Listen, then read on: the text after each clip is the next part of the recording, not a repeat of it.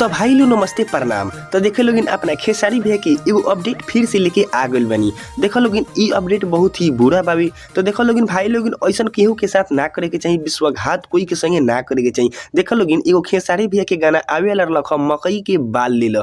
हाँ भाई लोग काफी बवाल गाना बाटे। हमरा लगा था कि बैगन ले लो यही गाना के ऊपर बनावल गल रखा, लेकिन मकई के बाल ले लो काफी धमाका गाना होखे वाला रलक हवे, जौना के लिखले रहन विजय चौहान और गायिका रही है शिल्पी राज। ई बात सुन के बहुत अच्छा लागल कि विजय चौहान फाइनली खेसारी भैया खातिर वो गाना लिखले बारन।